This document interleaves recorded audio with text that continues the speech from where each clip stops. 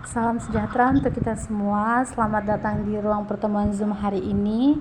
Yang kami hormati Bapak Firdaus SIP MSO selaku dosen pengampu mata kuliah Sistem Politik Indonesia serta teman-teman kelompok saya yang hadir dalam Zoom ini yang saya banggakan.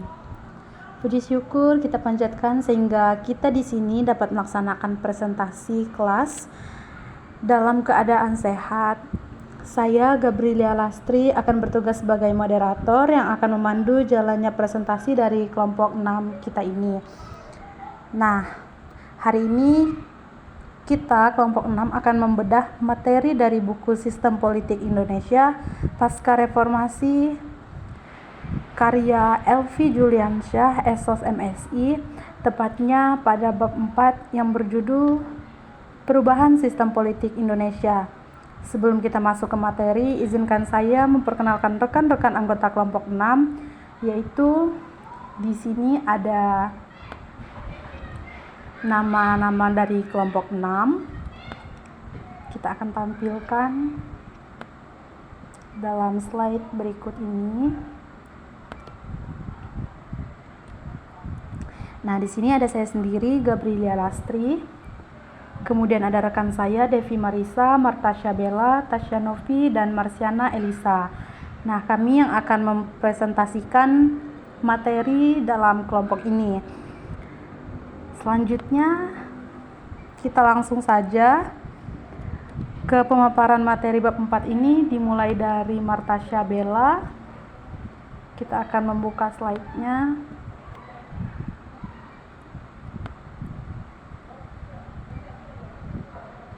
Oke, di sini silahkan Martasha Bella.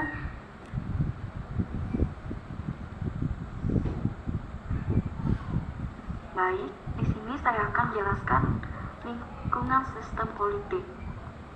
Pertama, sistem politik tidak terdiri sendiri, tetapi dipengaruhi oleh lingkungan global seperti ideologi dan ekonomi internasional. Jika suatu negara tidak mampu beradaptasi dengan perubahan global, sistem politiknya bisa runtuh. Contohnya adalah runtuhnya Uni Soviet dan Yugoslavia. Kemudian di sini dari pengalaman Indonesia pada Orde Baru, sistem yang terlalu sentralistik dan kebijakan ekonomi yang hanya menguntungkan elit dapat menimbulkan kesenjangan sosial ketika terjadi krisis ekonomi global. Sistem tersebut menjadi tidak stabil dan memicu krisis politik. Nah, di sini menurut Almond dan Powell, agar setiap politik dapat bertahan, negara harus memiliki 6 kemampuan. Yang di sini pertama, ekstraaktif, yang kedua regulatif, yang ketiga distributif, dan yang keempat simbolik, yang kelima responsif, dan keenam demonstratif. Fokus pada slide yang kedua, yaitu kemampuan ekstraaktif, kemampuan negara untuk mengelola dan memanfaatkan sumber daya alam dan sumber daya manusia untuk kepentingan masyarakat. Yang paling penting di sini bukan banyaknya sumber daya yang dimiliki, tetapi bagaimana cara mengelola secara efektif. Kemampuan ini didukung oleh dua faktor utama, yaitu sumber daya alam dan sumber daya manusia. Contohnya Singapura yang memiliki sumber daya alam terbatas tetapi memiliki sumber daya manusia yang berkualitas sehingga tetap menjadi kemampuan ekstraaktif yang kuat. Kemampuan ekstraaktif ini juga dapat dilihat dari kinerja APBN. Metode pengumpulan pendapatan negara secara persuasif seperti pajak serta pertumbuhan ekonomi suatu negara. Negara dengan kemampuan ekstraaktif ini biasanya lebih mampu bertahan dari krisis global seperti Indonesia. China dan India tetap mampu menjaga pertumbuhan ekonomi dan saat krisis global.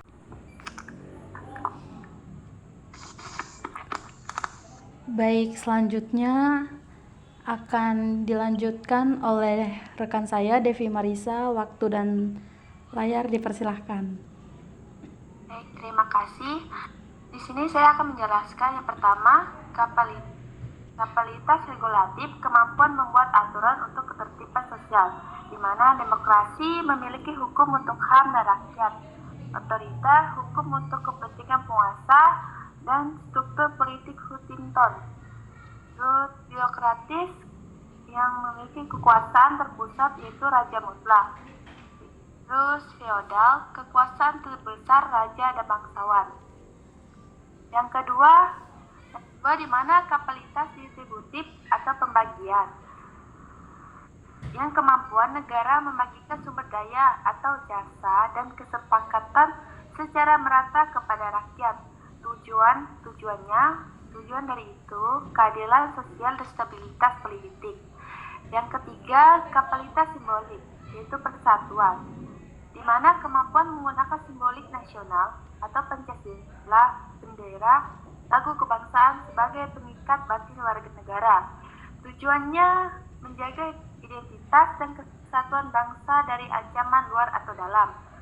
Yang keempat, kapabilitas responsif atau tanggapan. Kemampuan sistem politik untuk merespons tuntunan dan aspirasi masyarakat.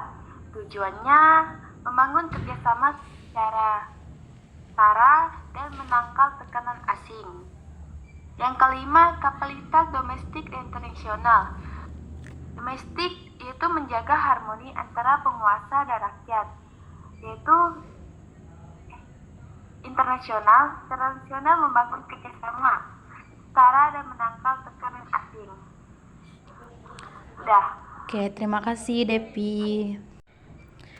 Baik, selanjutnya untuk materi transisi sistem politik Indonesia akan dipaparkan oleh Tasya Novi. Dipersilahkan.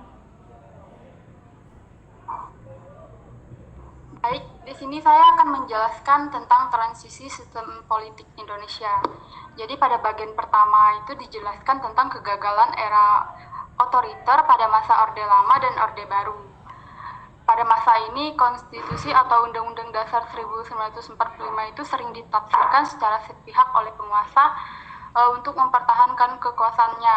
Akibatnya, hak asasi manusia itu kurang diperhatikan, kritik dari masyarakat dibatasi, dan lembaga hukum tidak berjalan secara independen. Jadi sistem politik pada masa itu cenderung otoriter dan belum mencerminkan demokrasi yang sebenarnya. Kemudian yang kedua ini adalah tentang era reformasi sebagai masa perubahan sistem politik Indonesia. Pada masa Presiden Habibie, pemerintah mulai membuka kebebasan dasar seperti kebebasan berpendapat, berkumpul, dan berorganisasi, serta mulai memberantas KKN.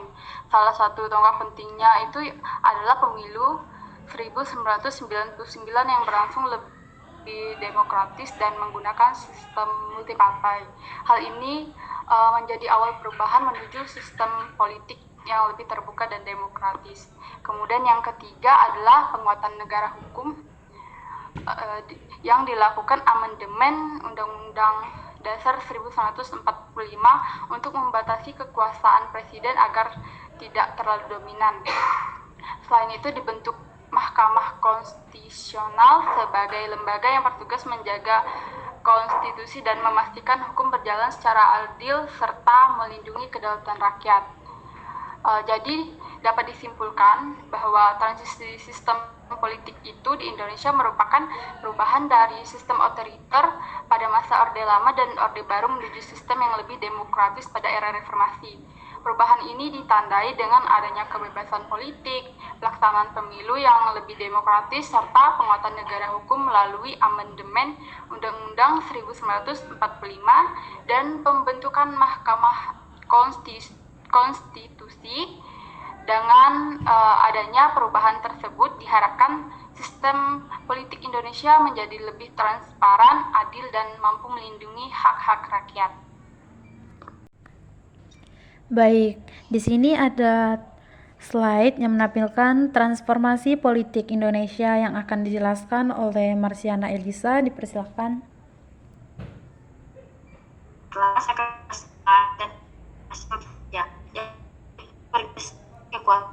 Presiden hukum, kekuasaan tidak lagi terpusat pada individu, melainkan pada sistem cek dan balance.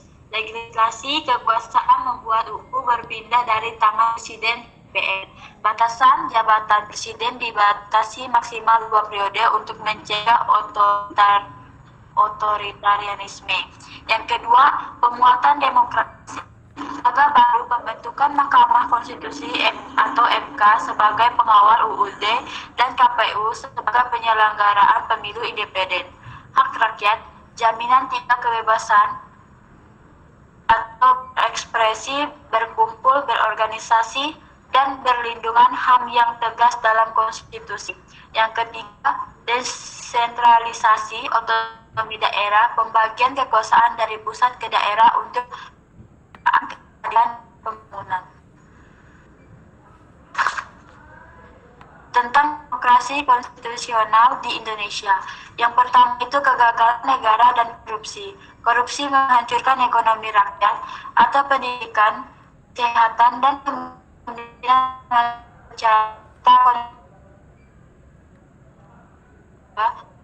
keberhasilan demokrasi modal sosial. Masyarakat harus mau bersatu di atas nilai bersama, bukan kepentingan pribadi.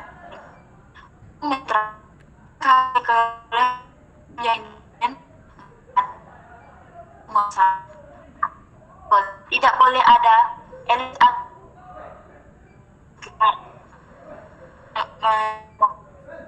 kekuasaan dan ekonomi. Yang ketiga, nyata Indonesia masih terjebak sistem otoritarianisme di mana hukum belum sepenuhnya otonomi dan kelompok dominan masih menguasai sumber daya negara.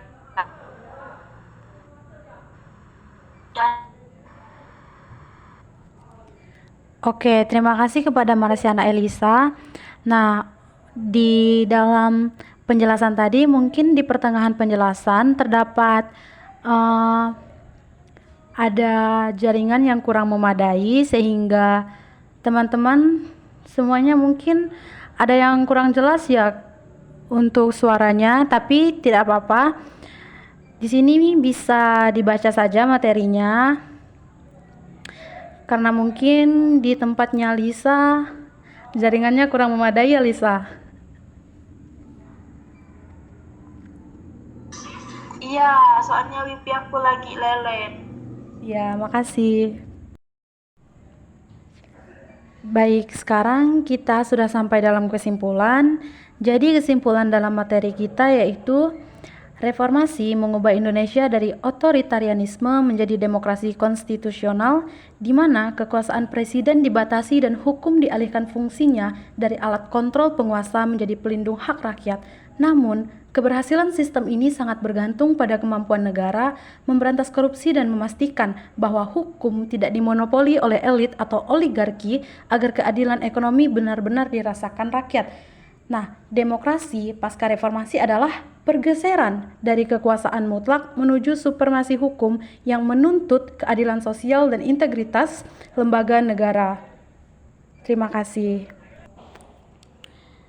Terima kasih untuk rekan-rekan kelompok 6, kepada Devi, Bella, Tasya, dan Lisa atas pemaparan yang sangat komprehensif mengenai bab 4 ini, yaitu tentang perubahan sistem politik Indonesia dari buku karya Bapak Elvi Juliansyah.